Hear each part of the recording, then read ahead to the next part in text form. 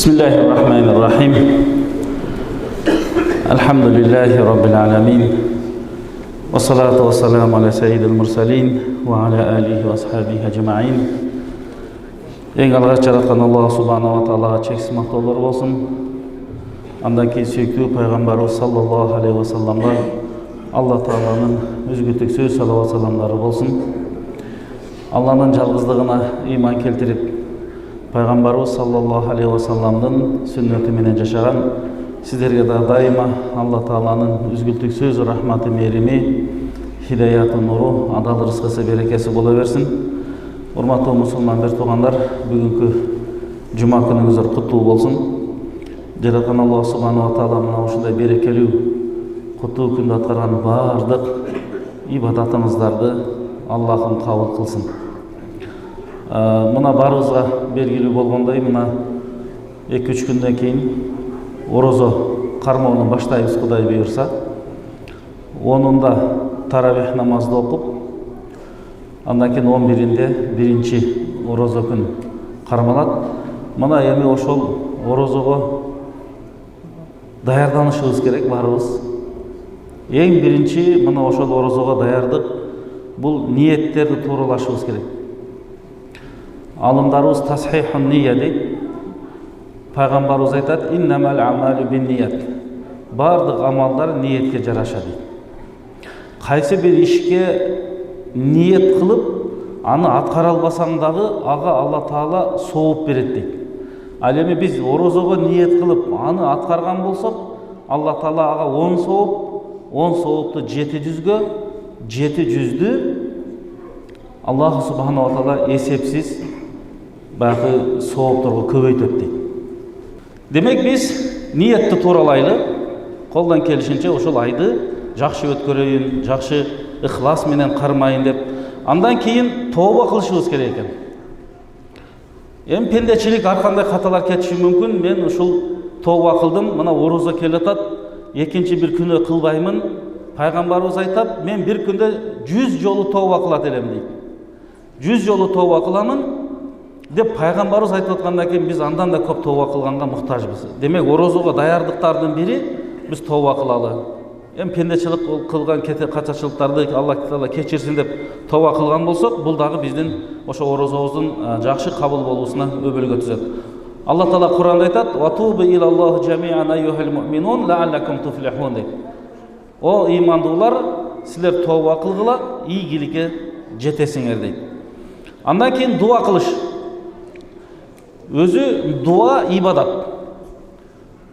Сахабалар 6 айлап дуа кылып, "О Аллахым, бизди орозого жеткир" деп дуа кылчу экен. Орозо бүткөндөн кийин эми орозобузду кабыл кыл деп дагы 5 ай 6 ай бата дуа кылып орозону узатып койчу экен да. Биздин орозого жеткенибиз дагы Алла Тааланын бизге берген рахматы, мээрими, ниматы экен да. Ошондон баллигына Рамадан, Аллахым бизди Рамазанга жеткиргин, Ражаб Шабандарыбызга береке бергин деген пайгамбарыбыздын дуасы бар. Бул нерсеге да биз көбүрөөк бата, дуа, тилек кылалы. Андан кийин бул Рамазан 12 айдын султаны, бир жылда бир келгендиктен бул ибадат сезону экен да. Көптөгөн соопторго жете турган берекелүү күндөр болот экен. Ушул күнгө Алла Таала жеткиргендиги деген дагы шүгүр кылып ошого кубанышыбыз керек экен. Мына мол жерде Алла Таала Кур'анда айтат: "Кул би фадлиллахи ва би рахматихи фа бизалика фальяфраху ва хайрун мимма яжмаун."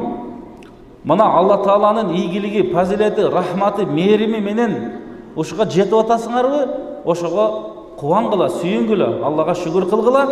Бул дүйнөдөн жыйнап атканыңардан ал жакшы сооптуу иштер бул Алланын алдында жакшы дейт. Ошондон алымдарыбыз айтат экен: Ражап айы бул эгинди себе турган ай. Шабан айы ал эгинди суугара турган ай. Орозо айы ошол эгинди жыйнай турган ай дейт экен да. Бул эми соопторду жыйнай турган.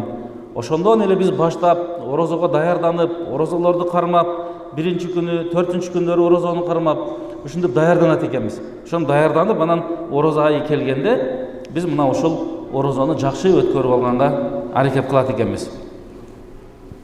Ал эми Дагы даярдыктардын бири өткөнкү орозодон калып калган күндөр болгон болсо, ошону биз сөзсүз түрдө бул орозого чейин карыздан кутулушубуз керек экен.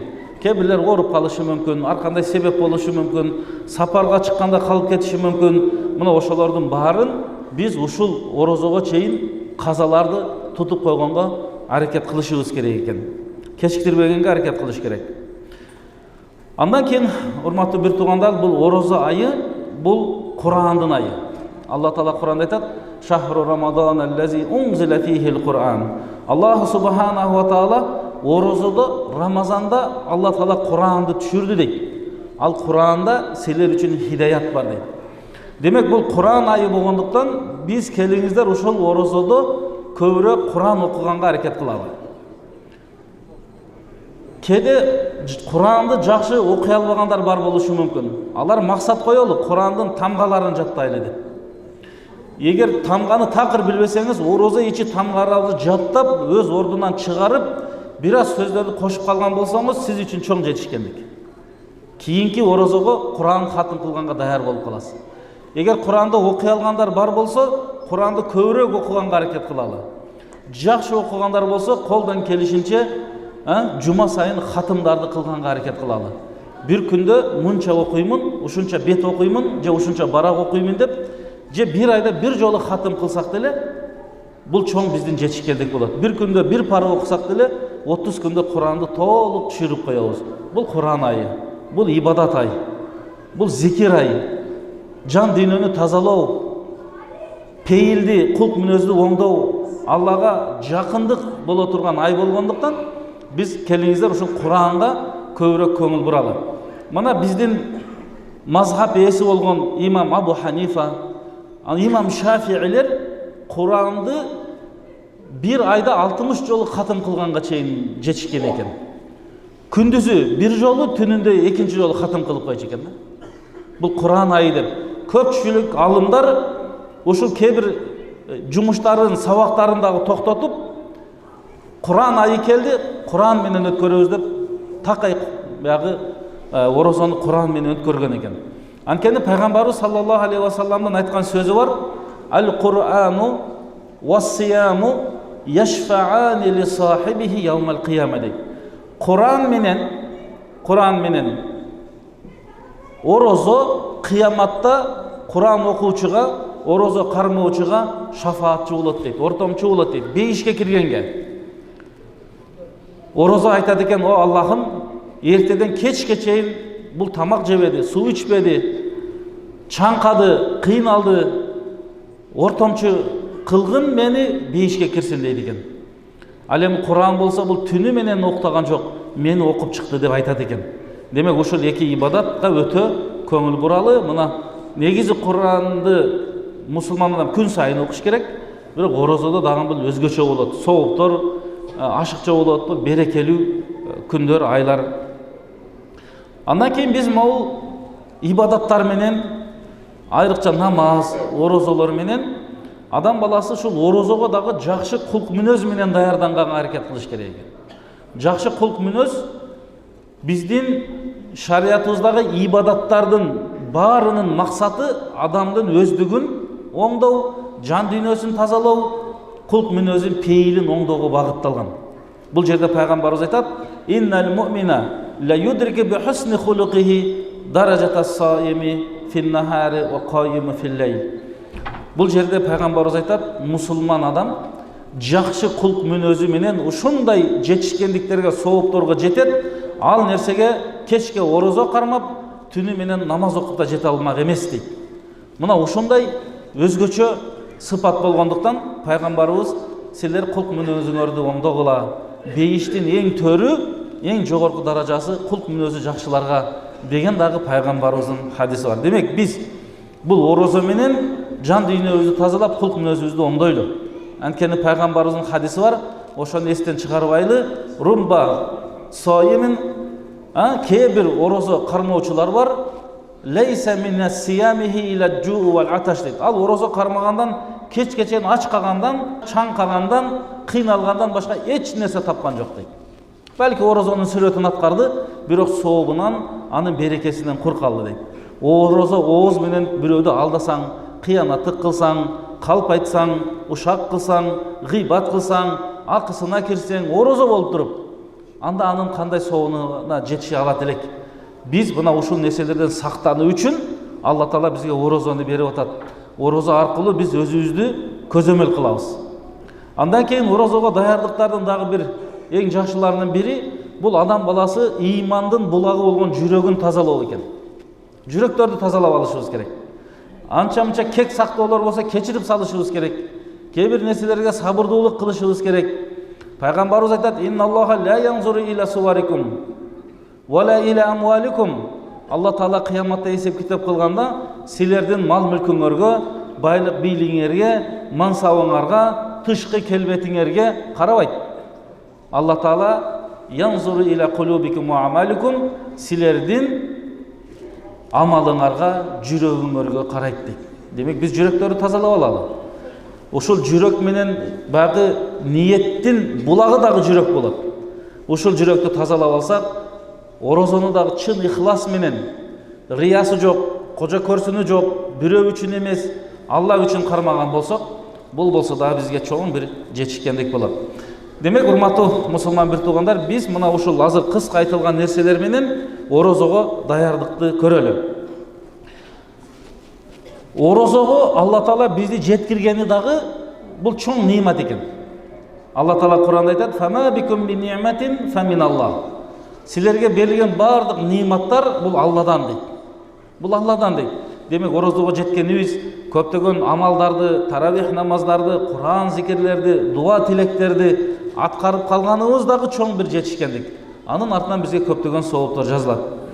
Аллах субханаху ва таала Кур'ан Каримде айтат, ушул орозонун парз кылынуусу жөнүндө: "Я айюхаллазина аману кутиба алейкумус сиям кама кутиба алаллазина мин кабликум лааллакум таттакун." О ыймандуулар, мурдагы коомдорго, мурдагы пайгамбарларга дагы орозо парз кылынган сыяктуу силерге дагы орозо парз кылынды дейт. Бул орозонун парз кылганынын негизги максаты лааллакум таттакун, силер такыба болууңар үчүн дейт. Демек, орозо менен биз такыбалыкка жетет экенбиз. Такыбалык деген бул арамдан сактануу, шарият тыйган нерселерден сактануу. Такыбалык деген бул адал менен жашоо. Такыбалык деген Куранга, сүннөткө амал кылуу. Такыбалык деген канааттуу болуу. Такыбалык деген бул түбөлүктүү жашоого даярдануу. Бул дүйнөбүз, бул убактылуу. Мактансак жүзгө чыгабыз. Андан да бир аз ашыбыз мүмкүн. Андан кийин мүмкүн эмес. Баары бир бул дүйнөдөн өтөбүз. Бирок түбөлүктүү кыяматтагы жашообузду биз мына ушундай жакшы ибадаттар менен өтө сонун, өзүнүн шарттары, эрежелери менен аткарып, өзүбүздүн акыретибизди курганга ар бирибизге мүмкүнчүлүк бар. Пайгамбарыбыз саллаллаху алейхи ва саллям айтат: "Ман сама рамадана иманан ва ихтисабан гуфира лаху ма тaqaddama min zambihi." Кайсы бир момун мусулман орозону чын ихлас менен, Алла Таала чыныгы айтылган соопторду берет деген якын, ишенич менен орозону кармаган болсо, Алла Таала анын өткөн күнөөлөрүн кечирет дейт. "Ва ман кама рамадана иманан ва ихтисабан гуфира лаху ма taqaddama min zambihi." Ким орозо айында түнкү намаздарды окуса, тахажжуд намаздары, анын ичинде таравих намазын калтырбаса, аны дагы чын ихлас менен окуса, Алла Таала ошого бериле турган соопторду анык берет деген ишенич менен окуган болсо, Аллаху субханаху ва таала ал адамдын дагы өткөн күнөөлөрүн кечирет дейт. "Ва ман кама лайлатал кадри иманан ва ихтисабан гуфира лаху ма taqaddama min zambihi." Ал эми баарыбызга белгилүү, орозо айында кадыр түнү болот. Ким кадыр түндү ихлас менен тотсо, зикир, дуа, ибадат менен өткөрсө, ошол күнгү таравих намаздарды калтырбаса, андан сырткары дагы намаздарды окуса, ихлас менен, ошол 1000 айдан дагы жакшы түндү ошончо соопту Алла Таала берет деген эч бир шексиз ишеним менен өткөргөн болсо, ал адамдын дагы өткөн күнөөлөрүн Алла Таала кечирет дейт. Мына урматтуу мусулман бир тууган, Алла Тааланын бизге берген рахматы, мээрими канчалык эбегейсиз болуп атат. Бир түндүн ичинде 84 жылдык амалдын соогун алат экенбиз да. Жақшы ықылас, 1 тиын садақа, 1 сом садақа берсеңіз, 84 жылдық садақаның соғын аласыз. 1 намазды оқысаңыз, 84 жылдық, зикір қылсаңыз, дуа қылсаңыз, Құран оқысаңыз, башқаларға дуа қылсаңыз, қайырымдылық қылсаңыз, емне деген шексіз соғып тұр. Бұл нәрсеге әрбір мұсылман жетішкенге мүмкіншілігі бар. Әрбіріміздің мүмкіншілігіміз бар. Ошоға жақсы ниет қойылды. Жаңағы даярдықтардың бiri кейбір зарыл іштерді орозоға чейін бүтіргенге әрекет қылады. Андан кейін орозода көбірек жақсы ибадат менен өткөргөнгө әрекет қылады. Бұл сезон. 1 ай. Андан кейін андай соғыптар берілбейді. Нафил амалға парыздың соғы, парызға 70 парыздың соғы беріледі. Келіп тұрып жұма оқыңыз, 70 жұманың соғын аласыз. А жөнекей учурда бір еле жұманың соғын аласыз. Мына ушундай. Ошондон пайгамбарыбыз айткан экен: "Ас-сауму джуннатун ястажинну бихил абду ямал киямати минан нар". Орозо мусулманга калкан сыяктуу дейт. Калкан. Тосот. Кыяматта тозоктун отунан тосот.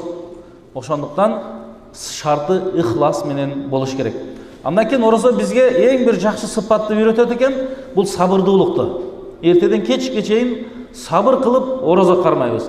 А пайгамбарыбыз айтат, орозо бұл сабырдуулуктун айы дейт. Орозо бұл сабырдуулуктун жарымы дейт. Орозо бұл сабырдуулуктун айы, ал эми сабырдуулуктун сыйлыгы бұл бейиш болот деп пайгамбарыбыз өз сөзүндө айтып кеткен. Ошондуктан биз колдон келишинче орозону ең негизгиси шарты ихлас. Ихлас менен кармаганга аракет кылалы. Андан кейін орозонун дагы сообу көбөйөт дейт. Эгер кайсы бир адамга мүмкүнчүлүк болуп Меккеге барып, азыр эми умра мисалы барып, ошол жерде орозо кармай турган болсо, ага дагы 100 000, барыбыз билебиз эми Меккеде намаздар 100 000ге жүрөт. Орозолор 100 000ге жүрөт. Орозо кармаган болсо 100 000 соопту алат дейт. Бул дагы жанагындай кимдин мүмкүнчүлүгү бар болса.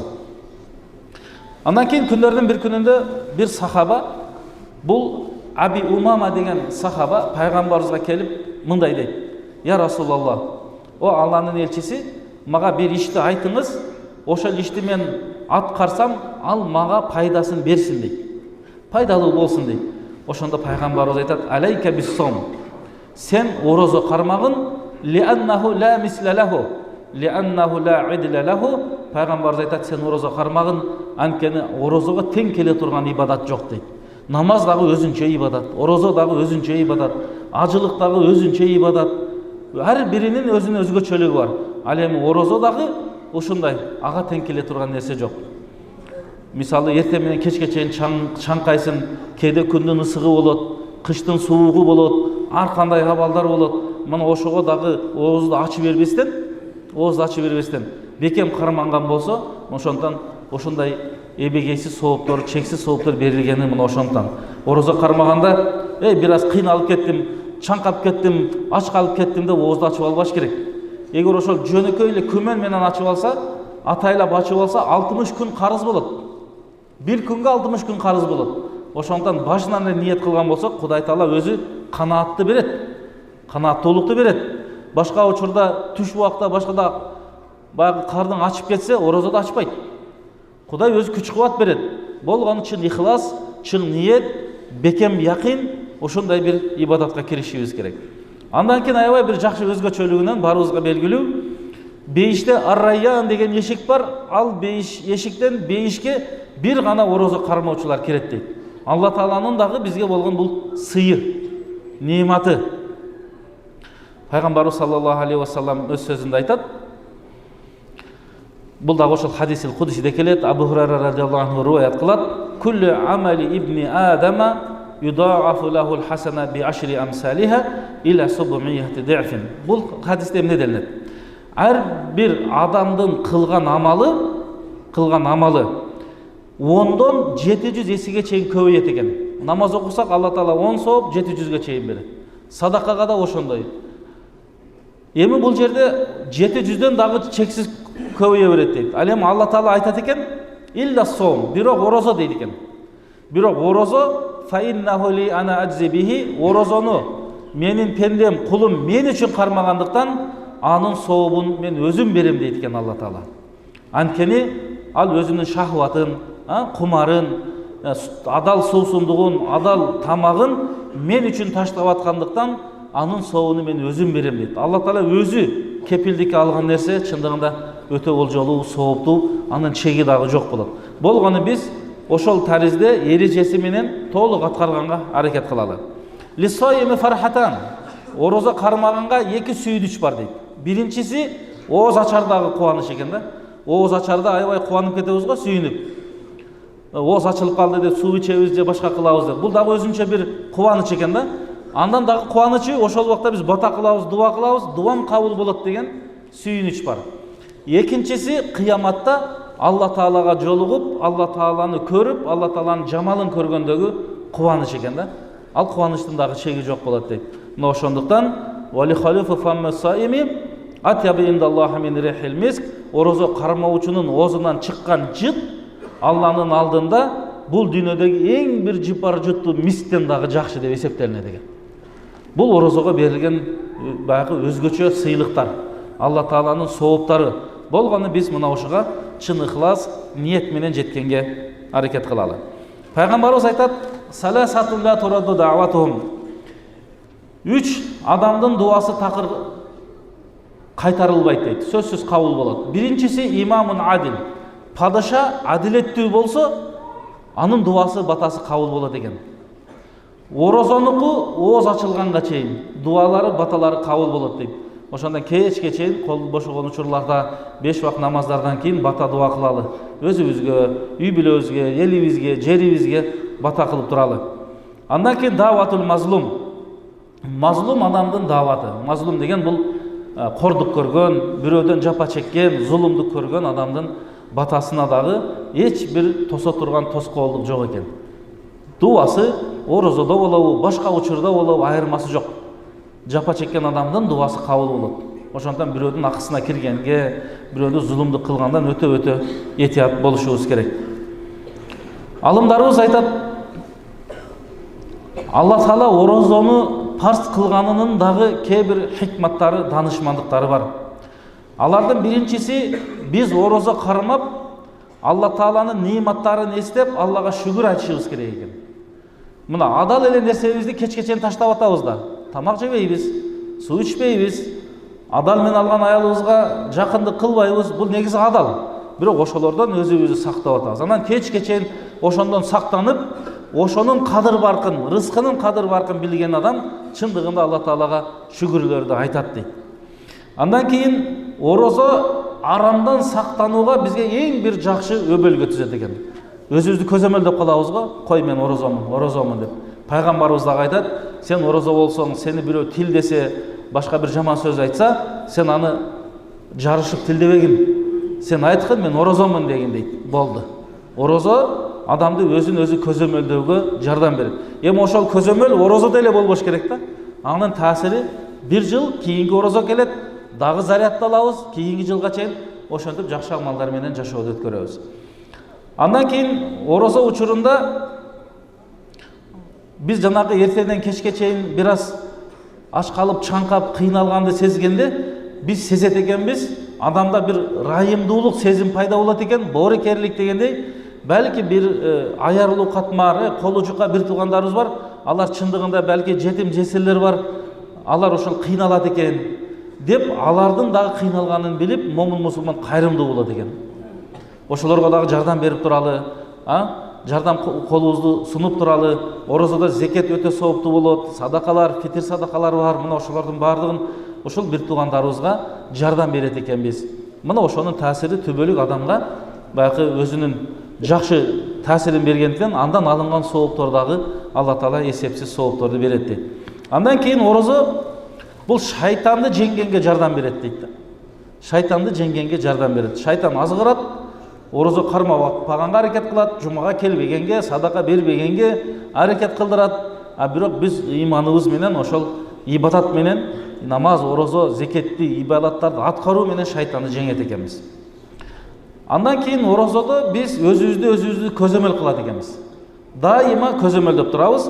Ушул нерсени эч качан токтотпошубуз керек. Жараткан Аллах субхана ва таала баарыбыздын мына келе жаткан орозону кармайбыз деген бекем ниетибизди Алла Таала кабыл кылган болсун. Орозону баягы соопторго, ол жолу өткөргөнгө барыбыз аракет кылалы.